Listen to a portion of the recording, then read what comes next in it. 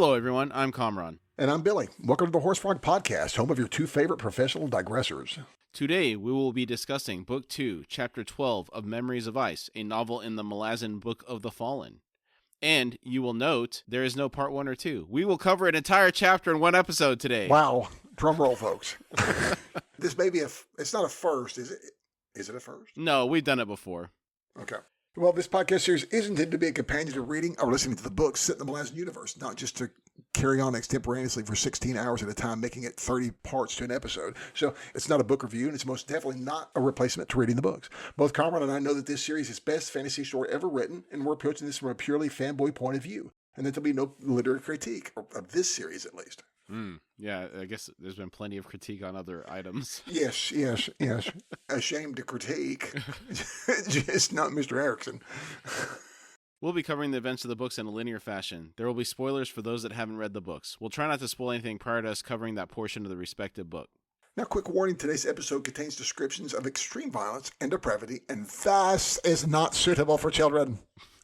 Unless you're just a demented parent, which, dude, shame on you. Nobody should have to read this, even adults. Agreed. That's where I'm at with this chapter, by the way. Dude, no, I've read something worse that made me stop reading a book, so it's rough. In the context of these books, this is probably one of my least favorite chapters. There's a couple other ones that come to mind. I do not love this chapter. Yeah. Our show is listener supported. If you'd like to support us, we'd really appreciate it. You can do so by visiting our Patreon link on our website at horsefrogproductions.com. Currently, we're posting ad-free episodes on Patreon weekly. Also, we really like to hear from you, and we really do mean that. So send any feedback or comments that you have to contact@horsefrogproductions.com. All right, Chapter 12. At the end of last week's episode, we spoke of getting excited to potentially return to Brood and One Arm's host. We weren't that fortunate.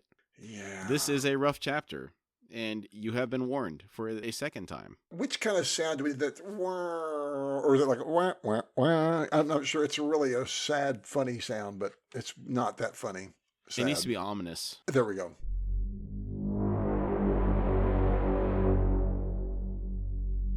The mountain fastness of Outlook was the color of water-thinned blood in the sunset.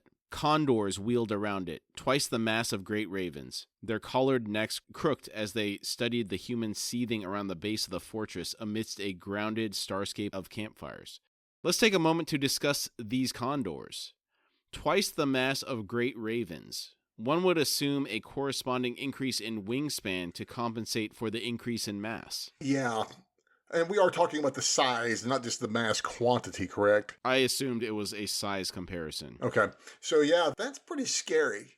Because I've taken the great ravens to be the size of, like, VW bugs almost. Like, they're like the size of what I imagine a California condor to be like. Is that kind of what you got going on? Reputedly, they have wingspans of up to 15 feet. And I thought California condors were closer to 9 feet for some reason. So, significantly larger. If I'm remembering correctly, they might be a little bit more, but I don't think they're 15 feet by any means. Man, what are we looking at about here? 30 feet or something like that? Well, interestingly enough, I started to look this up. Okay, so of course you did. I just confirmed. California condor is 9.5 feet. I just looked it up. Okay. Oh, okay. Wow. Now, okay. There is not a linear relationship between the mass of a bird and the wingspan of a bird. The type of bird, how they fly, plays into it. Also, there are a number of different variables in calculating the required wingspan for a bird. I found a scientific paper, and I was like, oh, God, I'm not going to be able to process this entire paper for this. So I went to an AI, and I said, okay, can you break this down for me? And they said, basically, if it's a condor, you could expect a 15 to 25% increase in wingspan if you double the mass because of the way they fly. That's a rough estimate. It's not exact, which would take, if you say they're roughly double the mass of a great raven with a 15-foot wingspan, you're looking at 18.75 feet, which is double a California condor, which is already a huge bird. Is the California condor the biggest bird we have? Not just us, but the world. Are we looking at birds with bigger? I think there's one in South America. I think it's the Andean condor that might have a bigger wingspan. Okay. The Andean condor has a 10.5-foot wingspan. So just that, to my knowledge, is the largest bird. Okay. Right on. But there may be a bigger eagle or something, because there are those harpy eagles, I think. I'm not sure what... God, here we go. Sorry, folks. This is what goes on, man. This is us. Oh, they're a lot smaller. 6.5 foot wingspan. Okay. I assume that the Andean condor is the biggest, followed closely by the California condor.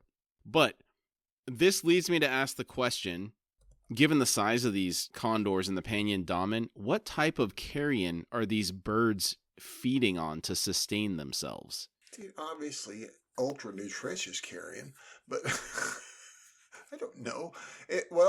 Think about if there's a correlation between the great ravens and sorcery, there may be that. Oh, okay. Meaning that the Panyan damen is exerting a lot of sorcerous power. I don't know how else they're doing. I mean, I know we got a lot of folks, but they must lose a lot of people. I know the Tenascowry is just a constant horde that gains and loses, but your military costs money if you want to have a real military. So I don't understand, what is going on yet with the structure, but I'm assuming there's some kind of sorcerous correlation. That's a good point. We'll have to wait to see more about that later. Okay. Either way, big boys. Big fellas, yeah. Tok, known as the one-eyed Tenascowry, followed the condor's curving flight with deep concentration. He had been truly embraced, agreed those who knew him by sight. Felled mute by the damen's vastness since the day in Bastion, 3 weeks past. There had been a savage hunger in his lone eye from the very beginning, an ancient fire that whispered ever louder of wolves padding the darkness. It was said that Anastor himself, first among the children of the Dead Seed, had noted the man, had indeed drawn him closer during the long march, until Tok had been given a horse, and rode with Anastor's lieutenants at the vanguard of the human tide. Of course, Anastor's company of lieutenants changed faces with brutal regularity. The starving army now waited at the feet of the Panyan seer. At dawn he would appear upon a balcony of Outlook's central tower, and raise his hands in holy benediction. The bestial howl that would rise to greet his blessing would shatter a lesser man, but the seer, ancient as he was no ordinary man. He was the embodiment of Panyan, the god, the only god. When Anastor led the Tenascowry army north, to the river, then beyond, to Kapustan, he would carry within him the power that was the seer, and the enemy that had gathered to oppose them would be devoured, obliterated from the earth. There was no doubt in the minds of the 100,000. Only certainty, a razor-sharp sword of iron held in the grip of ceaseless, desperate hunger. Tok continued staring at the condors as the light faded. Perhaps, some whispered, he was in communion with the seer himself, and his gaze was not on the wheeling birds, but on the fortress of Outlook itself. This was as close to the truth as the peasants would come. Indeed, Tok was studying that towering fastness, an antiquated monastery warped misshapen by military accretions, battlements and enfilading walls, vast gatehouses and sheer-walled trenches. The efforts continued, the masons and engineers clearly intent on working through the night beneath towering braziers of dancing flames. Tok thought, oh, hurry with this latest frenzy of improvements. Feel what you feel, old man. It's a new emotion to you, but one the rest of us know very well. It's called fear. The 7 KL hunters you sent south yesterday, the ones that passed us on the road, they won't be coming back. And that mage fire you see lighting the southern sky at night is coming closer, inexorable. The reason's simple enough. You've angered dear Lady Envy. She's not nice when she's angry. Did you visit the carnage in Bastion? Did you send your favorite Erdoman there to return with a detailed report? Did the news turn your legs to water? It should have. The wolf and the dog, huge and silent, ripping through the press of humanity. The Talani mass, his sword a rust-hued blur as it sliced through your vaunted elites. And the Segele. Oh, the Segele. The punitive army of 3 come to answer your arrogance. The pain in Tok's stomach had dulled. The knot of hunger had tightened, shrunk, become an almost senseless core of need. His ribs were sharp and distinct beneath stretched skin. Fluids were swelling his belly. His joints ached interminably, and he'd felt his teeth loosening in their sockets. I appreciate how in-depth Mr. Erikson goes to describe how starvation would feel for a prolonged period of time. Yes, it is. At least here. The only taste he knew these days was in the occasional scrap and the malty bitterness of his own saliva, washed away every now and then by stale, wine-tinted water from the casks on the wagons or a rare flagon of ale reserved for the first child's favored few. Tok's fellow lieutenants, and indeed Anastor himself, were well fed enough. They welcomed the endless corpses the march had claimed and continued to claim. Their boiling cauldrons were ever full, the rewards of power. Boiling cauldrons of dead humans. What a gruesome thought. Yeah, absolutely disgusting. It's disgusting yet disgustingly practical. Why do you think boiling instead of roasting? Is it because it's just, so you get a broth out of it? Yeah, I'm guessing. Instead of dripping into the fire and wasting the fat? Yeah, I'm God, guessing I can't so. believe we're analyzing this. I believe, it's I'm sorry, I've been watching, we watched through The Walking Dead here not that long ago, really quite, we just finished it here recently. And, just talking about that kind of stuff, they were down really low on meat. It's like, well, just, make it into a stew to make it, stretch it out. One rabbit can only feed a person or two because it's a rabbit's small, but with some veggies, a little bit of veggies, you got you a stew. And you can stretch out about with 5 to 10 people. And so it's kind of, okay. It may be stringy and thin, but it's at least a little something. So, I think they would stretch it out longer. And these people seem to be kind of, these guys seem like they're pretty well fed too. The lieutenant specifically, right? Yes, yes. Talk thought, the metaphor made real. I can see my old cynical teachers nodding at that. Here among the Tenescari, there is no obfuscating the brutal truth. Our rulers devour us. They always have. How could I ever have believed otherwise? I was a soldier once. I was the violent assertion of someone else's will. Talk had changed. Not a difficult truth to recognize in himself. His soul torn by the horrors he saw all around him. The sheer immorality born of hunger and fanaticism. He had been reshaped, twisted, almost beyond recognition into something new. The eradication of faith in anything, especially the essential goodness of his kind, had left him cold, hardened, and feral. This last passage makes me think of animals eating their own young, birds pushing their siblings out of the nest, things of that nature. Yeah, it is. It has a lot of that. And it's also, I just love the old astute vision of politics. It is a haves versus have-nots. And Talk is I'm sorry, it's very astute to quote him. Our rulers devour us. They always have. That's kind of a spooky thought. I find it very true.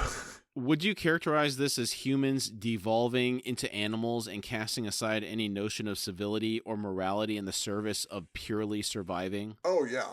As I've discovered from watching the aforementioned zombie shows and whatnot, all these folks, most folks will sell almost anything for continued survival. Unless their moral compass is directing them away where they're just going to die before they give into that. Agreed. There's going to be exceptions to the rule, but I think there's a lot more folks who are more willing to try and see if they can stick it out and last and outlast it, hopefully. I mean, I get it.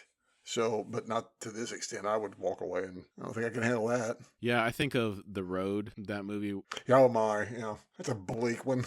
It is. And when I think of society collapsing, I have a family. And I think about how difficult it would be if it really collapsed to keep everybody safe and together, because you can't be alert and awake protecting people 24 hours a day. And there's always going to be gangs of roving people taking other people's stuff. Oh, yeah. The Walking Dead, it's always interesting. Shows like that, the zombies aren't the danger. No. It's the other people that are the danger. Absolutely. I always joke about it like this. It just... In a world like that, the zombies become like weather. It's like, it's a heavy day. Be careful, take extra precautions. But no, it's not, they're the generic, thing that it's always out there. They're just the added level of security you now need to take as a human. That's all there is to that. It's always people screwing each other over. And I have a friend at work. She's older. She's in her 60s, and she was I'm not sure exactly what she was, but she's like in the counseling business of some sort. And she had mentioned that she got her husband, who's even older, to watch it. And he's like, this show's not, it's what said exactly what you said. It's like, this is not even about the zombies. This is not even a show about the zombies. It's all about human behavior. It's like, exactly. Yeah. When human behavior breaks down, is more precisely, we can count on it to be a lot of rascals amongst there looking out for themselves.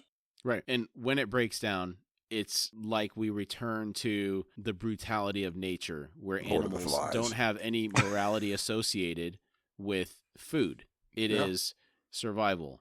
Yeah. Doesn't matter what it is. They're going to eat whatever to survive. Yeah. Well, it brings you to, there's a lot, this cannibalism, I'm sorry, it's just an outright interesting one to talk about because it's such a taboo. And There's so many cases in history where there have been instances where it's been reported, and and specifically like I've always heard about the Ukrainians and all the horrific stuff they had to endure under Stalin, right? You've heard about all that stuff, right? The starvation, the mass starvation. I don't remember specifically Ukraine. Ukraine was the breadbasket for the Russians, and Stalin took all the food, took it all, took every single one, left them nothing, and left them they starved by the millions in the Ukraine. It was mass starvation, dude, and so there's lots of reports of, and I'm assuming lots of cannibalism. Dude, it's mentioned in the Bible. People eat each other all the time, dude. It's crazy. It's not crazy. It's just how people are, man. Yeah, it's really desperation, because isn't there some innate disgust that comes when you're thinking of that? I think it's built into us. Yeah, it is. But I guess if you're in such dire straits, at some point, if the will to survive is greater than that disgust, you'll overcome that. I have a great movie if you've never seen it. I'm sorry. It's one of my favorite. I'm sorry. I'm an ex-gorehound. I used to love a lot of gruesome stuff. And this is not particularly gruesome. It's troubling. It's morbid. Have you ever seen Ravenous with, oh my good gracious, I can't think of his name at the moment. He's a cat. Wasn't that the Civil War one? Yes. Yeah. Yes. It had Robert Carlyle in it and Guy Pearce. Right? Guy Pearce. Thank you, Guy Pearce. Yeah. Man, I loved, and Jeff Jones. I love that show. Why do I love that movie so much? Man, my movie database in my mind is working today. Dude, Real you're good. hitting it hard. I'm mad at the Guy Pearce thing because I have a personal love for him that dates back to me and my late first wife. And it was like our first date movie was Memento, and that's Guy Pearce all the way, baby. And we're just like, dude, this guy's fantastic. He's amazing. I was in love with him from then on. You know what's interesting? I saw this is going to be the last digression before we move on, okay? I saw an article about Guy Pearce the other day. He was talking about why he never got to work with Christopher Nolan again. Because Christopher Nolan traditionally works with actors multiple times. He'll pick an actor that he works with, and he'll work with them 2-3 movies, sometimes all of his movies. Michael Caine's an example of that. Guy Pearce said that there was some executive at Warner Brothers that didn't like him. So he got blackballed and basically couldn't work on any other Christopher Nolan movies. Dude. And see, my personal love started from the Mementos days before I'd ever saw the movie. I was reading a review. I was still working at my parents' business, the station, and they had a great news section. And I was looking at the movies to go see. And there was an article about Guy Pearce in particular, not just about this movie. And he and his wife take care of his severely retarded sister. I was like, wow, what a guy. Mm-hmm. It really touched me for some reason. And so I've always had a huge love of him just for that. Taking care of family, bro. Yeah. You rule. That's cool. And I'm curious if it dates back to that. Maybe he had to say no to something sometimes, and the Hollywood execs do not like when you say no. No way to know. Yeah. All right. I had another digression queued up, but I'm going to stop because I can keep going. Yeah. One of those days. Yes, it is. Yet Tok would not eat human flesh. He thought, better to devour myself from within, to take my own muscles away, layer by layer, and digest all that I was. This is the last remaining task before me, and it has begun. Nonetheless, he was coming to realize a deeper truth. His resolve was crumbling. He thought, no, stay away from that thought. He had no idea what Anastar had seen in him. Tok played the mute. He was the defier of gifted flesh. He offered to the world nothing but his presence, the sharpness of his lone eye, seeing all that could be seen. And yet the first had descried him, somehow, from the multitudes, had dragged him forth and granted him a lieutenancy. Tok thought, but I command no one. Tactics, strategies, the endless difficulties of managing an army even as anarchistic as this one. I attend Anastar's meetings in silence. I am asked for no opinions. I make no reports. What is it he wants of me? Suspicion still swirled beneath the numbed surface.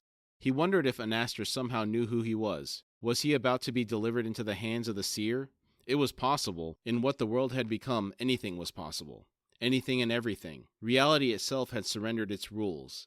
The living conceived by the dead, the savage love in his eyes as the women as they mounted a dying prisoner, the flaring hope that they would take within them the corpse's last seed as it fled, as if the dying body itself sought one last chance to escape the finality of oblivion, even as the soul drowned in darkness. Tok thought, love, not lust. These women have given their hearts to the moment of death. Should the seed take root? Anastar was the eldest of the first generation, a pale, gangly youth with yellow, stained eyes and lank, black hair, leading the vast army from atop his draft horse. His face was a thing of inhuman beauty, as if no soul resided behind the perfect mask. Women and men of all ages came to him, begging his gentle touch, but he denied them all. Only his mother would he let come close, to stroke his hair, rest a sun-darkened, wrinkled hand on his shoulder. Anaster's sickly eyes really help add to the image I have of these children of the dead seed. Feral, dirty, unhealthy, all the bad things. Yes. Unclean. Very unclean. And can you imagine just how disgusting this place would stink from all these people? They have I'm assuming there with this rabble, there's not a lot of hygiene practice, it doesn't sound like. So it sounds like a rough place to just surviving running with the Tenascowry. Golly, I mean, that's just gnarly. Yeah, you would think they have sores, they're covered in dirt, greasy hair. All malnourished. Yes, it's a really bad look, bad scenario. Or a starving army that has to kill and eat anything and get its hands on anything and get its hands on it. Right. Wow. They don't get to feed unless we get to kill it kind of deal. Mm. It's nasty. Nasty, nasty, and very unclean. Imagine how much they turn on each other. It's got to be constant predation. Oh, yeah. Any sign of weakness. Oh, yeah. Yeah, first cough. Even then, if you're too strong, they might gang up on you too. That's true. Yeah, that's a bad deal either way. I just can't figure if that's a brilliant way to run an army or not. It's working for them. If you're totally into this being the evilest person running an army, it's like, well, I guess it's working for him. Okay. That's one of those things where it's like accountants cooking the books. You can only do it for so long because there's no actual business happening. Yeah, exactly. There's nothing propagating this society. Sure, initially you'll have that big bright burn, but you're not feeding it any more fuel. It's going to die out. Yeah. Ugh. Nasty. Yeah. I'm like you. I'm always troubled by this army, dude. It just gets into you, doesn't it? It really bothers me. I'm sure everybody's tired of me talking about it. I don't know 3-4 episodes in a row. It bothers me. Yeah. Well, to harken back to my gorehound love of flicks, dude, I watch all the genres, and the cannibal flick was arose in the 70s with the 70s, 80s with that exploitation stuff. It was a wrote on the in the 80s in particular, wrote on the tailcoat of the zombies stuff, and it was just trying to be gruesome. But the material was like, there's always the vague notion that, well, this could be kind of true. Maybe this could happen. And it was always so nasty, but it's they prey upon the built-in human aversion to this, the hopeful human aversion to eating another human's flesh. It's one of the things that made Hannibal Lecter so vile. Yes. Well, that's the problem with Lecter, because Lecter was just so daggum charming. Yeah. That's what makes him so evil, too. And great. Because you're like me, we love such great bad guys. Mm-hmm. I'm in love with the new bad guy on the show I'm watching now, dude. It's great. Isn't the dark triad one of the things that makes these people attract to certain people? Like they're very charming. Yeah. So they're narcissists, they're Machiavellian, and they're psychopaths. Okay. So I think Hannibal Lecter he has all three. He was probably written that way. Oh, yeah. Oh, absolutely. And the one I'm talking about, did you ever watch Better Call Saul? I've never watched it. I've seen clips of it. Okay. It takes a while to get going really good, but once you get into it, it's a fantastic show. But later on, when it finally gets really to the nitty gritty, where we finally get Gus in there and everyone else, there's a guy that's just come in, and he's one of the Salamanca boys, and he's like very charming and very charismatic. And I don't know much about him yet, but he scares the crap out of me. And it's like, I love this guy because he scares me because he's so charming and friendly, but he's a real crazy guy underneath. Mm. And I'm like, ooh, I love this. But but at the same time, it scares me because it's like, ooh, he's good. But I like him because it's like a good villain so far. I'm like, oh, I hope this guy's in this for a little bit. He's very charming. Jack Nicholson in The Departed. What a character. Dude, yeah, I need to see it. I've only seen that once, so I need to see that again because I'm working on very thin memories on that one, but I do remember him being a charming individual in that one. I really liked him. The cast in that's so good. Oh, magnificent. We're digressing again. Oh, my word. Let's reel it back. We're going for the 12 today, I guess. Yeah, we are. Hey, it's the new year. It's the new year, folks. We're celebrating our New Year's. Tok feared Anaster's mother more than anyone else, more than Anaster and his random cruelty, more than the seer. Something demonic lit her eyes from within. She had been the first to mount a dying man, screaming the night vows of a married couple's first night, then wailing in the manner of a village widow when the man died beneath her. A tale oft repeated, a multitude of witnesses. Other women of the Teniscari flocked to her. Perhaps it was her act of power over helpless men. Perhaps it was her brazen theft of their involuntarily spilled seed. Perhaps the madness simply spread from one to the next. I wonder how this woman could be led so far astray as to become so depraved. What kind of whisperings from the Panyan seer could have convinced her to do this? Or do you think it came innately from within? That's a hard question. I have no idea. Because the nasty thing that gets me is that she's held in esteem by these people for her act and acts, her continued acts. And it's like, oh. And what was your final question? How did you phrase that to me? Do you think it came from within her, or do you think she was twisted by the Panyan seer? I'm assuming that there's always a little something in us that they can get a hold of. Whatever's going on with the Panyan seer, I don't know. It could very well be, again, going back to the great vultures. If that's a correlation to sorcery going on, the Panyan seer must be a powerful individual and could be reaching out to her, somehow driving her. Who knows? So when you were saying people were flocking to her, one thing that came to mind was the reaction to the United Healthcare CEO's killing. Yep. There were a lot of people that were okay with that. And there's like a seething anger that has become apparent. And I guess in a society, if enough people are angry enough and there's enough issues socially, when they see something like this, maybe they think it's justified. And then they think if society's breaking down to the point where they can get away with it, they'll join in. If it really bothers them that much, So maybe these women flocking to her, part of it could be like that type of social behavior. Well, and it makes me curious. We know that Mr. Erikson himself is going to be a big fan of history, looking at his profession. I would assume, is this any correlation to the Nazism, that movement from the World War II? Could this be, because there was some folks got downright pretty crazy with it and we're pretty willing to do some kind of crazy stuff. I don't know. People can be swept up in society and do some pretty abnormal and immoral things as a society, I believe. But this far, I can't imagine how a society could fall this far as a whole. If it's being encouraged by the people that are supposed to be holding the peace, in this case, I think it's the military, and they're just sitting on their laurels because the seer, we'll find out later, he's obviously got his own issues. Yeah, right. If it's a top-down issue where it's like it's rotten to the core. Yeah. There's a lot of stuff going on here. Yeah. It's all insane. Yeah. Yeah. I think it is. And I think it's safe to say that, but I think it's going to start coming to a head. I'm sorry. I just had to show my stepson Pulp Fiction. He'd never seen it. Stuff like this is going to bring a situation to a head, man.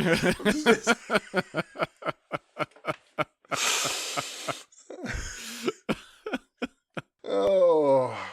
All right, we need to move on. Move along, man. Too many potential digressions there. I know it, dude. On their march from Bastion, the army had come upon a village that had defied the embrace. Tok had watched as Anastar released his mother and her followers. Watched as they took men and young boys alike, their knives driving mortal blows, swarming over the bodies in a manner that the foulest beast could not match.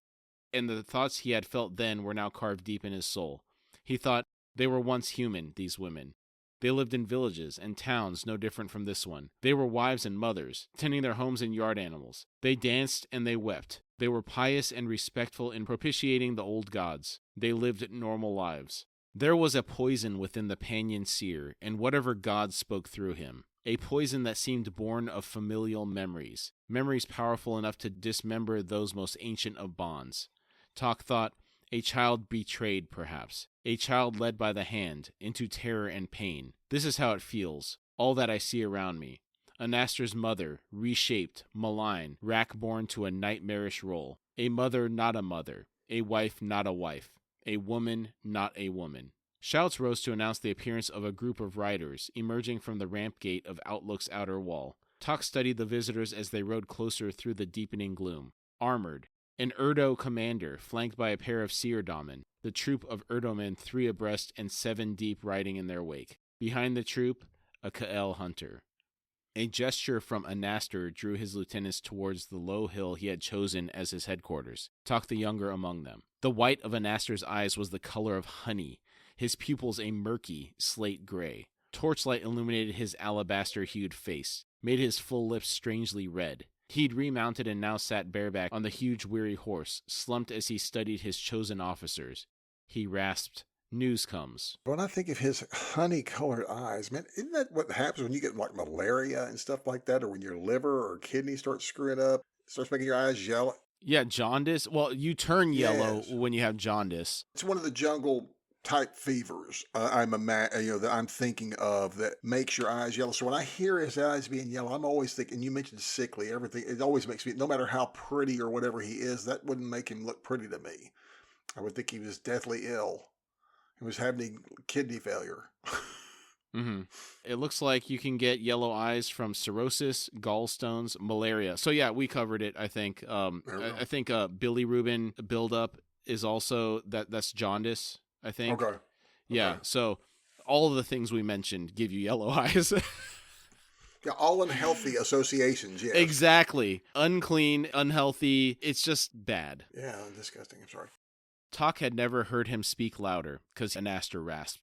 Perhaps the lad could not, born with a defect of the throat or tongue. Perhaps he'd never found the need. Anastar said, "The seer and I have spoken within our minds, and now I know more than even the courtiers within the Outlook's holy walls. Septarch Ultentha of Coral has been called to the seer, leading to much speculation." One of the lieutenants asked, "What news from the north border, glorious first?" Anastar said, "The investment is nearly complete. I fear, my children, that we will come too late to partake of the siege." Breaths hissed on all sides. Tok thought, "I fear our hunger will not end." This was the true meaning of Anastar's words. Another officer said, "It's said that Kamraun, a large village to the east, has refused the embrace. Perhaps, glorious first." Anastar grated, "No. Beyond Kapustan await the Barghast. In their hundreds of thousands, it is said. Divided amongst themselves, weak of faith, we shall find all we need, my children." Tok thought, "Will not make it." Tok knew this for a certainty, as did the others. There was silence. Anastar's eyes were on the approaching soldiers. He said, "The seer has prepared for us a gift in the meantime. He recognizes our need for sustenance. It seems that the citizens of Coral have been found wanting. This is the truth behind the speculation. We need only cross the calm waters of Ortnal Cut to fill our bellies, and the Urdo who now comes will deliver us the news that launches await us, sufficient to carry us all." A lieutenant growled, "Then we shall feast." Anastar smiled.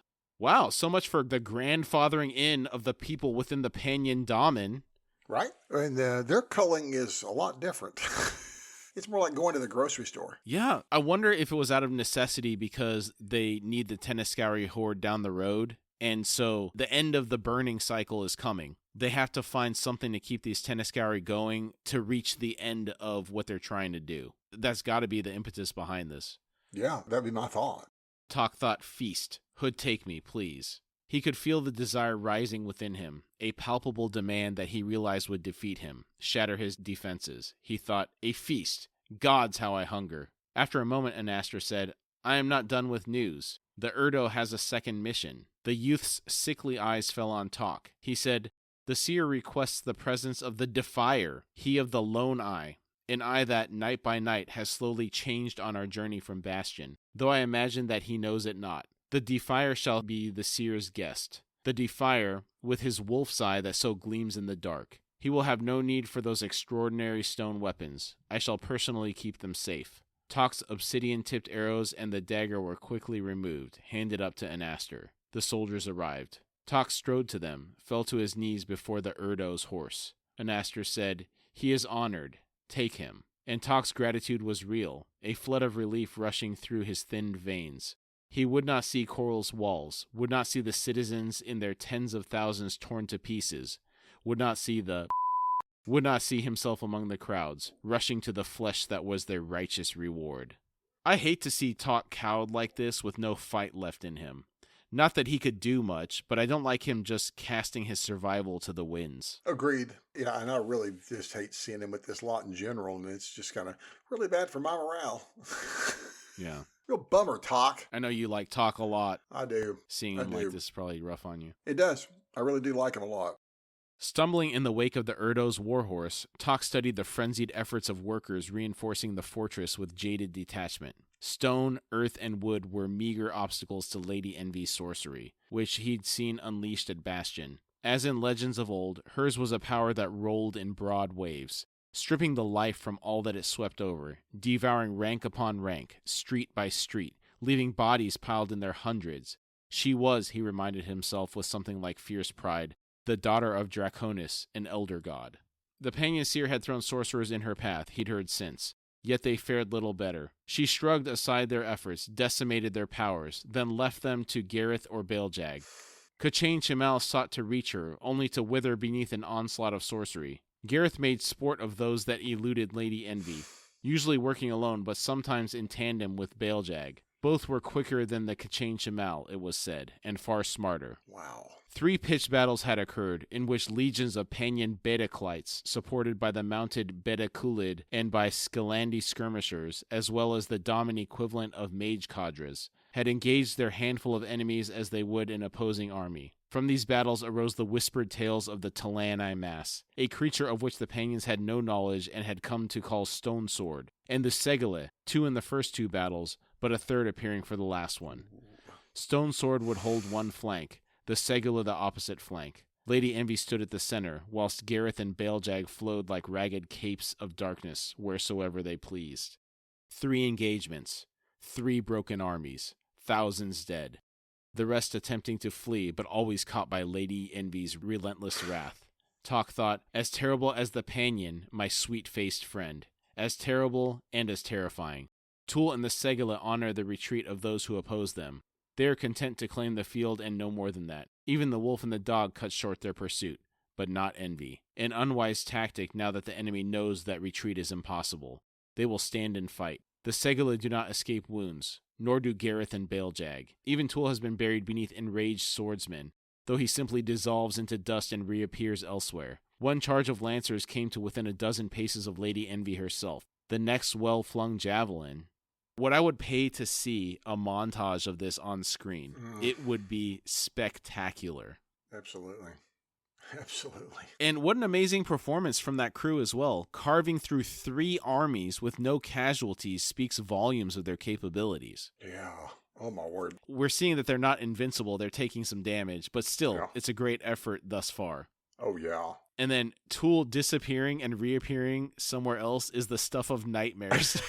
Can you imagine fighting something like that in a video game? Oh, my word. He could just, I wonder if he could do things like partially stick an arm out of his cloud and just slice at you and then pull back in or something like that. I got no idea what that fella can do, but I want you to imagine what we just read here, something about Tool and the Segele. The Segele are on one side on the flank. Yes. And Tool is holding his on the other. Mm-hmm. So that means Tool is just, even the first or the second, who's ever there with him. What is it, the first or the second? Or the third? The third. Mock is the third. Okay, so the third there, who is a bad fella, obviously, and will chew the crud out of Tool. I think this still shows that maybe Tool, at least from this point of view in my mind, because I'm sorry, I have a huge love for Tool.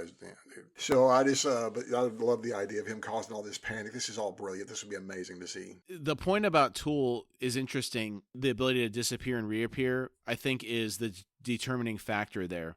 If it's singular combat where he has to fight Mock, then it's a little bit of a different scenario. But when they're fighting hundreds or thousands of people, Mock can't disappear. Yeah. And he's going to get tired. Tool's not going to get tired. No. And he can disappear, reappear. Dude. He would be an absolute terror. And imagine 10,000 of those things. Yeah, and that just seems to be one branch of your local Talani Mass. Yeah. You know, there's some other groups, there's some other unions around, you know. Tok had no regrets about leaving them. He would not have survived their company. And hearing what they've been through and what Tok has endured instead, I'm not sure which I'd choose. There was no way for him to, I would have hung with them as long as I could. Then I'm just going to say, y'all go on ahead, get about 3 miles or so ahead of me, and I'll just kind of hang back here. And when I see that this next engagement's been cleared, I'll just kind of move on and follow you along. This bunch that Envy's with, man, they're really hard on the furniture type of folks, you know. I wouldn't want to go either one. It's a bad choice. Yeah. Either way. That hard on the furniture thing hits home because my youngest son got a skateboard for his birthday and 3 holes appeared in the wall shortly thereafter. I'm so sorry. I don't mean to laugh, but appeared. No, it's expected. Nicely said, sir. My mom gave it to him. She had a note, not responsible for any injuries. And then we sent her a message saying, what about property damage? Yeah. But I guess that's on me for allowing him to use it in the house. Because Yes. I think now is the time to teach him the skill I never learned about how to use plaster. I did not. There would have been no holes in our walls. They're minimal. It's funny, though. Okay. That is funny, dude. As they approached the outer gate fortification, Tok saw Seer Daman among the battlements, hulking and silent. Formidable as squads numbering a half-dozen, here they were scores. He thought, they might do more than slow the Segula. They might stop them in their tracks. This is the Seer's final line of defense. A single ramp led up to Outlook's inner gate, steep and sheer-sided. Human bones littered the trenches to either side. They ascended. 100 paces later, they passed beneath the gate's arch. The Erdo detached his troop to stable their horses, then dismounted. Flanked by Seer Daman, Tok watched the Kel hunter thump through the gateway, bladed arms hanging low. It swung lifeless eyes on Tok for a moment, then padded off down an unlit roofed corridor running parallel to the wall. That picture of the steep ramp with the trenches full of bones to either side, just outside the Seer's Keep, sends a certain message, doesn't it? Yes, it does. It's a disturbing one. And again, this really reminds me of Apocalypse Now when we get to. I think you said you hadn't seen that one or don't remember. Not it's a been long so long time. Yeah, I don't remember a lot from it. That's one that's really stamped in my brain because that's almost more akin to a horror movie than a war movie. It kind of combines the both. But there's a scene when they come up on his place where Kurt's, Marlon Brando's character's holed up, and it's full of human heads in piles. So it's very disturbing. Mm-hmm. It evokes that same kind of imagery from me. And it's also very dirty too. I mean, it's the same kind of, it's all rough. The Erdo raised the visor of his helm, then said, "Defire. To your left is the entrance to the Seer's Tower. He awaits you within. Go." Tok thought, perhaps not a prisoner, perhaps no more than a curiosity. He bowed to the officer, then stumbled wearily to the gaping doorway. He thought, more likely the Seer knows he has nothing to fear from me. I'm already in Hood's shadow. Not much longer now. A high-vaulted chamber occupied the tower's entire main floor. The ceiling a chaotic inverted maze of buttresses, spans, arches, and false arches. Reaching down from the center to hover a hand's width above the floor was a skeletal circular staircase of bronze that swung in a slow, creaking circle. Lit by a single brazier near the wall opposite the entrance, the chamber was shrouded in gloom, though Tok had no difficulty discerning the unadorned stone blocks that were the walls, and the complete absence of furniture that left echoes dancing all around him as he crossed the flagstone floor, scuffing through shallow puddles. He set a hand on the staircase's lowest railing. The massive, depending structure pulled him inexorably to one side as it continued its rotation, causing him to stagger. Grimacing, he pulled himself onto the first step. He thought, the bastards at the top, I'd wager, in a swaying room. My heart's likely to give out halfway up. He'll sit up there, waiting for an audience that will never happen. Now there's a Hood grinning joke for you. He began climbing. After starving for 3 weeks, this level of exertion would be high. You'd have no reserves left to draw from. Oh, absolutely. This is this is awful. This whole thing is just torture for me to see him here. Because like I say, we've grown to like him and be with him a lot. So I hate seeing anyone in this situation, but especially him. And oddly, in Elden Ring, there was a tower that was reminiscent of this one. The theme was a little bit different in that the thing hanging down from the ceiling, you couldn't reach it. You had to reverse the gravity to go to it. But still, the imagery of it is the same, where it's all this spiral staircase hanging down from the ceiling in this really, really tall tower. I wonder if any of them read this series and got inspiration from it for some of the stuff in there. I mean, granted, I know George R.R. Martin helped them build out the world, but there's so many similarities between the world of that game and stuff that you see in the Malazan universe. I don't know, maybe it's just fantasy themed that caused it to be similar, but yeah. I think that could be a big chunk of it there, Kamraun, is the fact that fantasy themes, that there are a lot of similar ideas. But sometimes I've come to look at things also, seeing, I think Erikson is having a pretty deep impact on some things too, or in my opinion. I've seen things, my problem is I just love him so much, I apply his stuff to other things and be like, oh, this is really reminiscent of this. I think I told you watching the last of the new Star Wars movies, there was some imagery in that. I was like, dude, this is pretty cool. And it was like, and I was reminiscent of some things for me that reminded me of, for some reason, it's images I have in my mind of dark, when we're talking about the realm of dark. And so there's some stuff there that felt very, very heavy duty Malazan. It was great to me. At least to me, I may be the only one, and it could just be some of the generic sci-fi fantasy tropes as well that play upon all our images we all like. Right.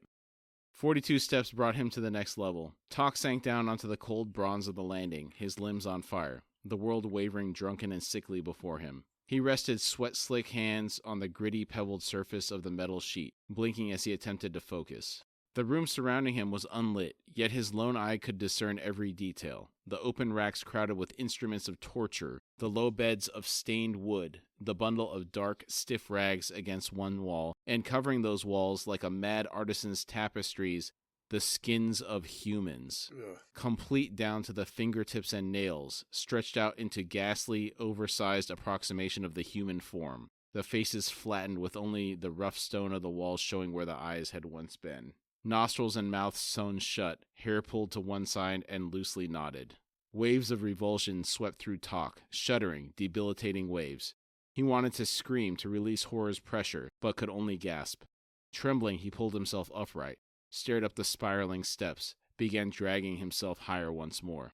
What a horror show. I mentioned the movie The Cell before. This is like the mental workings of a serial killer manifested in the real world. Very much so. I love that movie for some reason. I really don't like J-Lo, but I love that movie despite her. And yeah, it has a lot of that kind of, this is just insanity brought out into the real world on parade. This is, decorations by Ed Gein. Uh-huh. So, dude, yeah, this is nasty. This is nasty. Chambers marched by, seams that swam with grainy uncertainty, as he climbed the seemingly endless stairs. Time was lost to him. The tower, now creaking and groaning on all sides, pitching in the wind, had become the ascent of his entire life, what he had been born to, a mortal's solitary task. This is a disgusting question, I'm sorry. But there's a lot of this soul-stealing, soul-shifting, all this other stuff. Do you think that those husks on the wall are inhabited? No, I don't think so. I think they're just trophies. I hope not. Yeah, definitely not. Both of them are troubling to me. One is bad. Double would be worse, but yeah. It sounds like him and Korbal Broach would be a good team up. Oh yeah. Korbal Broach gets all the insides, and then this guy gets the outsides. Yeah. That's a terrible thought, man. And it'd be a horrific, because it would be a really good pairing as far as like, this guy gets unlimited access to as many corpses as he wants. I say that he might have to fight off the tennis gallery to get to the corpses. Put that leg down. It's like got his little meat puppet or whatever he's making. Yeah. It's like the chicken nugget of golems. He's just like shaping it into whatever. Dude, strangely enough, that's why I'm freaked out by Frosty, dude. Frosty, and he's just Gollum in a weird way. He's an inhabited magical entity. It's like, so Frankenstein's different. He's inhabited by science. He's a flesh golem too, but awakened by science. So yeah, it's weird, dude. Frankenstein is still the most creepiest thing to me alive. It's awful. Did you like that Kenneth Branagh movie with Robert De Niro? Oh yeah, absolutely. That's pretty good. Absolutely strange. And I like those because I think it's more closer. And I don't know about the eels, but I'm talking about the chasing him out into the ice fields. I think that's kind of what happened to him, I believe. I've actually never read the book. I have not either. Shame on me. Oh. I've read Dracula. I think I read Phantom of the Opera. So between us, we got some of it covered. Got a little bit of it covered, yeah. I'm proud of us. Fevered, his mind leapt off precipices, one after another, tumbling ever deeper into the well of madness even as his body clawed upward, step by step. He thought, "Dear Hood, come find me, I beg you. Take me from this god's diseased feet. End this shameful debasement. When I face him at last, I will be nothing." An ancient, high-pitched, and quavering voice said, "The stairs have ended. Lift your head. I would look upon this alarming countenance of yours. You have no strength? Allow me." A will seeped into Tok's flesh, a stranger's vigor imbuing health and strength in each muscle. Nonetheless, its taste was foul, insipid. Tok moaned, struggled against it, but defiance failed him. Breath steadying, heart slowing, He lifted his head. He was kneeling on the last platform of hammered bronze. Sitting hunched and twisted on a wooden chair was the wrinkled carcass of an old man. His eyes lit, flaring as if their surface was no more than the thin film of 2 paper lanterns, stained and torn. The Panyan seer was a corpse, yet a creature dwelt within the husk, animating it, a creature visible to Tok as a ghastly, vaguely man-shaped exhalation of power. Wow, so the man that is the seer is dead, and something else is possessing him. Yeah, this is a really core memory.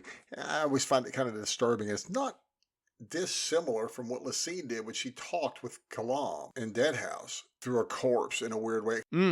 That's a good call-out. But she wasn't animating him. I mean, I'm going to take it if these people are waiting to see this corpse come stroll out in the morning and bless the crowd. Yeah, I think we'll come to that in a little bit here. Okay. The seer said, "Ah, now I see," though the mouth did not move. It continued, "Indeed, that is not a human's eye. A wolf's in truth. Extraordinary. It is said you do not speak. Will you do so now?" Tok said, "If you wish," his voice rough with disuse, a shock to his own ears. The seer said, "I am pleased. I so tire of listening to myself. Your accent is unfamiliar to me. You are most certainly not a citizen of Bastion." Tok said, "Malazan." The corpse creaked as it leaned forward, the eyes flaring brighter. The voice said, "Indeed, a child of that distant, formidable empire. Yet you have come from the south, whereas my spies inform me that your kin's army marches from Pale. How then did you become so lost?" Tok said, "I know nothing of that army, seer. I am now a Teniscauri, and that is all that matters." The seer said, "A bold claim. What is your name?" Tok said, "Tok the Younger." The seer said, "Let us leave the matter of the Malazan army for a moment, shall we? The south has, until recently, been a place devoid of threat to my nation, but that has changed. I find myself irritated by a new, stubborn threat, these Segala, and a disturbing, if mercifully small, collection of allies. Are these your friends, then, Tok the Younger?" Tok said, "I am without friends, seer." The seer said, "Not even your fellow Teniscauri? What of Anaster, the first child who shall one day lead an entire army of children of the dead seed? He noted you as unique. And what of me? Am I not your lord? Was it not I who embraced you?" Tok said, "I cannot be certain which of you it was who embraced me." Entity and corpse both flinched back at his words, a blurring of shapes that hurt Tok's eye. He thought, 2 beings, the living hiding behind the dead. Power waxed until it seemed the ancient's body would simply disintegrate. The limbs twitched spasmodically. After a moment, the furious emanation diminished, and the body fell still once more. The seer said, "More than a wolf's eye, that you should see so clearly what no one else has been able to descry. Oh, sorcerers have looked upon me, brimming with their vaunted warrens, and seeing nothing awry. My deception knew no challenge. Yet you," Tok shrugged and said, "I see what I see." The seer asked, "With which eye?" He shrugged again. To that, he had no answer. Now, this is what I wanted to come back to. Remember, Carnidus had mentioned he had seen the seer in person, and he only saw a human man. Right. I don't think anybody else can detect that this is a dead body possessed by something else. To everybody else besides Tok, it seems like this guy's still alive. Okay. Do you take it that way? Yeah, I do too. I find it, especially here, remembering what Carnidus said there. So, yeah, thank you. I think you're right. I guess he could have been alive when Carnidus saw him. Who knows how long ago that was? Maybe he died in the interim. But I would still assume that this body is being animated, and Tok is the only one that can tell that. Yeah, and not just animated, but preserved, because it would start to go bad on you, wouldn't it? Yes. The seer said, "But we are speaking of friends, Tok the Younger. Within my holy embrace, a mortal does not feel alone." Anaster, I see now, was deceived. Tok said, "I did not say I felt alone, seer. I said I am without friends. Among the Teniscauri, I am one with your holy will. Yet consider the woman who walks at my side, or the weary child whom I carry, or the men all around me. Should they die, I will devour them. There can be no friendship in such company, seer. There is only potential food." The seer said, "Yet you would not eat." Tok said nothing. The seer leaned forward once again. He asked, "You would now, wouldn't you?" Tok thought, "And so madness steals upon me like the warmest cloak." He said, "If I am to live." The seer asked, "And is living important to you, Tok the Younger?" Tok said, "I do not know, seer." The seer said, "Let us see then, shall we?" A withered arm lifted. Sorcery rippled the air before Tok. A small table took form in front of the Malazan, heaped with steaming chunks of boiled meat. The seer said, "Here then is the sustenance you require. Sweet flesh. It is an acquired taste, or so I am told. Ah, I see the hunger flare in your wolf's eye. There is indeed a beast within you. What does it care of its meal's provenance? Nonetheless, I caution you to proceed slowly, lest your shrunken stomach reject all that you feed it. With a soft moan, Tok stumbled to his knees before the table, hands reaching out. His teeth ached as he began chewing, adding his own blood to the meat's juices. He swallowed, felt his gut clench around the morsel. He forced himself to stop, to wait. That's terrible, man. Eating this unknown meat. That's nasty. Yes. Meat of unknown provenance. Also, when you've not had food in your stomach for that long, you really have to ease into it. And it takes a long time to ease into it. I've water fasted for anywhere from 3 to 6 days before. And the first time I did it, I did not ease into it as slowly as I should have. And my stomach had some trouble with it. Like I almost got sick, but I was able to maintain, without getting sick. But you're so hungry, you have broth. That's generally the best thing to start with to kick things off again. Right. Yeah, you can't rush it. Okay. Got some calories to it and kind of gets all your systems going again. Get that water out of them systems. Are you quoting with the water in the systems? Yes. Nice. That's yes. Great, dude. Yes. Oh. That's such a good quote. You can tell your son I quote. It is a great quote, dude. The seer rose from the chair, walked stiffly to a window. He said, I have learned that mortal armies are insufficient to the task of defeating this threat that approaches from the south. Accordingly, I have withdrawn my forces, and will now dismiss the enemy with my own hand. The seer swung about and studied Tok. He said, It is said wolves avoid human flesh, given the choice. Do not believe me without mercy, Tok the Younger. The meat before you is venison. And that is a relief. I legitimately forgot that it wasn't human meat. Yeah, I did too. I thought he had been pushed to the point. But why boil it? You should roast it. It'd be better. That was not. I don't think this was. I don't think they said it was boiled.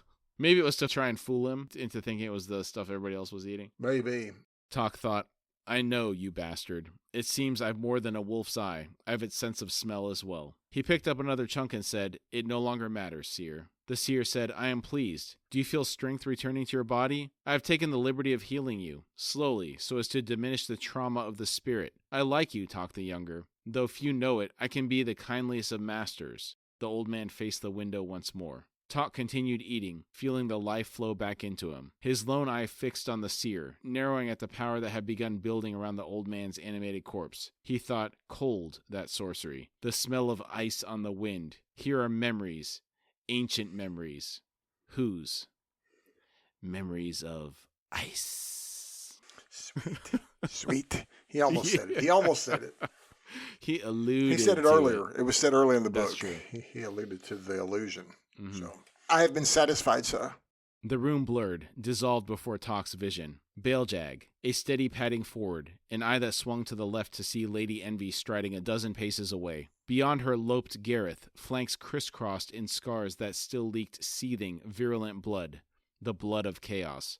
To Gareth's left walked Tool. Swords had carved a new map on the Talani mass's body, splintering bones, splitting withered skin and muscle. Tok had never before seen a Talani mass so badly damaged. It seemed impossible that Tool could stand, much less walk. Baeljag's head did not turn to survey the Segula marching on his right, yet Tok knew that they were there, Mock included. The A, like Tok himself, was gripped in memories, sprung to life by the scent on that new, chill wind coming down from the north. Memories that drew their twinned attention to Tool. Tool had lifted his head, steps slowing as he came to a halt. The others followed suit. Lady Envy turned to Tool. Lady Envy asked, What sorcery is this, Talani mass? Tool rasped, You know as well as I. Unexpected, a deepening of the confusion surrounding the entity known as the Panyan Seer. Lady Envy said, An unimaginable alliance, yet it would appear. Tool said, It would appear. Baeljag's eyes returned to the north, gauging the preternatural glow building on the horizon, a glow that had begun flowing down between the mountains, filling the valleys, spreading outward. The wind rose to a howl, gelid and bitter. Real quick, today, I woke up in the morning, it was 70 degrees Fahrenheit, warm, and there's this polar vortex coming in. The temperature's been dropping precipitously. What are y'all on? All day. I went to the grocery store and this wind was blowing hard and I got really cold. Oh. And I was thinking, it was after I did the notes, I was thinking, this is gelid. Gelid wind from the north. Yes, it is. Yes. And what's funny, you say that because it's dropped 3 degrees just in the time we've done the show here. It's going to keep going down. Yeah, we're in 42 right now, and it was our day started off close. Our day started off in the 60s. Yeah, it's getting there. It's getting there, buddy. Memories resurrected. This is Jagut sorcery. Lady Envy asked, "Can you defeat it, Tool?" Tool turned to her and said, "I am clanless, weakened. Lady, unless you can negate it, we shall have to cross as best we can." And it would build all the while, striving to deny us. The lady's expression was troubled. Her frown deepened as she studied the emanation to the north. She said, "Kachain Shemal and Jagut together. Is there precedence for such an alliance?" Tool said, "There is not." Sleet swept down on the small group, swiftly turning into hail. Tok felt the stinging impacts through Baeljag's hide as the animal hunched lower. A moment later, they began moving once more, leaning against the blistering wind. Before them, the mountains thickened with a mantle of green-veined white. So the seer is possessed by a Jagut, and that Jagut just created a winter wonderland around themselves? Is it truly Jagut? Well, I guess it would have to be Jagut, and he would have to know that, because I was curious if it was I don't know why I'm always thinking it's a MacGuffin. I don't know why I'm thinking it's not Jagut. I mean, I don't know who else does cold, but... Well, in the next paragraph, it clears that up. Okay. Well, she asked, and Tool even said it, and if Tool said it before that, he knows Jagut, so it's obviously Jagut, but... he's definitely trying to slow them down any way he can. So I guess he's not going to be able to make a wall, but he's trying hard. Right. He's worried by these 5 people. He should be. He should be. He should be. You will. Tok blinked. He was in the tower, crouched before the meat-laden table. The seer's back was to him, suffused with Jagut sorcery. The creature within the old man's carcass was now entirely visible, thin, tall, hairless, tinted green. But no, there's more. Gray roots roped down from the body's legs. Chaotic power, plunging down through the stone floor, twisting with something like pain or ecstasy. Tok thought, the Jagut draws on another sorcery, something older, far more deadly than Amtos Falak. So that basically states that it is a Jagut, but chaotic power is being used as well to amplify his Jagut powers. Right. And I'm assuming it's the old crippled god because that's using the chaos right now, correct? Possibly. It's not explicitly stated anywhere here, but right. It's been alluded My to throughout the book. assumption is he's the financier, shall we say. The shadow financier? Yes. The guy behind the guy? Behind the guy. Behind the guy. It is the guy behind the guy. Behind the guy, yeah. Yeah. The seer turned and said, "I am disappointed," Tok the younger. "Did you think you could reach out to your wolfkin without my knowing it? So the one within you readies for its rebirth." Tok thought, the one within me. The seer went on, "Alas, the beast throne is vacant. Neither you nor that beast god can match my strength. Even so, had I remained ignorant, you might well have succeeded in assassinating me." "You lied!" This last accusation came as a shriek, and Tok saw not an old man, but a child standing before him. The seer shrieked, "Liar, liar, and for that you shall suffer!" As he gestured wildly. Pain clenched Tok the younger, wrapped iron bands around his body, his limbs, lifted him into the air. Bones snapped. Tok screamed. The seer continued, "Break! Yes, break into pieces! But I won't kill you. No, not yet. Not for a long, long time. Oh, look at you writhe. But what do you know of true pain, mortal? Nothing. I will show you, Tok the younger. I will teach you." He gestured again. Tok found himself hovering in absolute darkness. The agony clutching him did not cease, yet drew no tighter. His gasps echoed dully in heavy, stale air. Tok thought, he sent me away. My God sent me away. And now I'm truly alone. Alone. Something moved nearby. Something huge. Hard skin rasping against stone. A mewling sound reached Tok's ears, growing louder, closer. With a shriek, leathery arms wrapped around Tok, pulling him into a suffocating, desperate embrace. Pinned against a flabby, pebble-skinned bosom, Tok found himself in the company of a score or more corpses, in various stages of decomposition, all within the yearning hug of giant reptilian arms. Broken ribs ground and tore in Tok's chest. His skin was slippery with blood, yet whatever healing sorcery the seer had gifted to him persisted, slowly mending, knitting, only to have the bones break yet again within the savage embrace of the creature who now held him. The seer's voice filled his skull. "I tired of the others, but you I shall keep alive. You are worthy to take my place in that sweet, motherly hug." Oh, she is mad, mindless with insanity, yet the sparks of need reside within her. Such need. Beware, or it will devour you, as it did me, until I grew so foul that she spat me back out. Need, when it overwhelms, becomes poison, Talk the Younger, the great corrupter of love, and so it shall corrupt you, your flesh, your mind. Can you feel it? It has begun. Dear Malazan, can you feel it? He had no breath with which to scream, yet the arms holding him felt his shudder and squeezed tighter. Soft whimpers filled the chamber, the twin voices of Talk and his captor. What a nightmare Talk has gotten himself into. Maybe dying at Lady Envy's side would have been better. It would have definitely, I think, been more merciful than being crushed and re-healed and crushed and constantly crushed. This is what it sounds like it's going to go on for this guy. This is not nice. No. The seer said that he used to be in that motherly hug, and when he got upset, Talk saw a child in front of him, not an old man. Imagine being a child trapped in this embrace in excruciating pain for an unknown amount of time. Yeah, that's awful. I'm guessing that's what we're looking at here is the result of that. Yeah, the trauma that created this madness. And thankfully, the chapter ends. What a tough chapter. Whew, agreed. For standout moments, the introduction of the Panyan condors. Those things always interested me. Yeah, they do. I'm assuming we'll see them in action at some point. They wouldn't have pointed them out for nothing, I wouldn't think. I can say nothing. Understanding what Talk has been up to in the 3 weeks since he joined the Tenascauri Horde. That was something. It's tough to see him go and hear what's been happening to him, but I like that he filled us in. Yeah. And this is more of a dislike, but learning more about Anastar's mother and his relationship with her. Yeah, it is nasty, but I guess kind of necessary, but disgusting.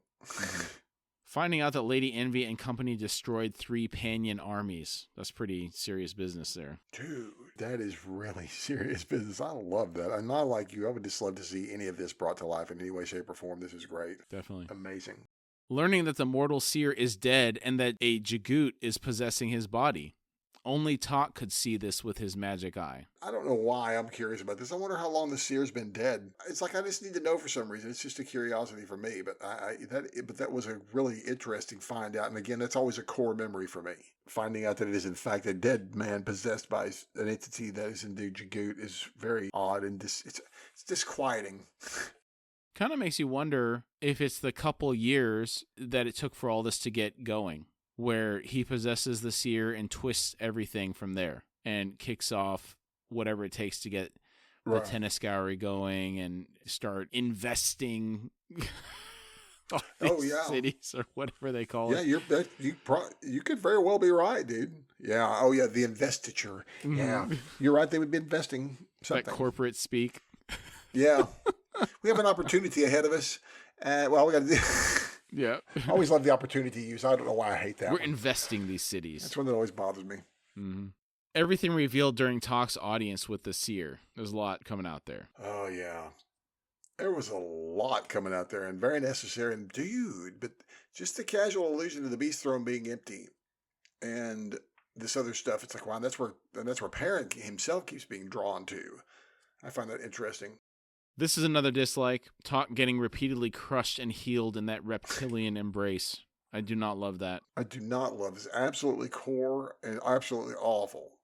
And he sure gets the short end of the stick right now, doesn't he? Not just right now. This whole series, he has been a punching bag, it feels like. Yeah, that's true. I feel that way too. And I am for one, am sick of it, sir. Enough.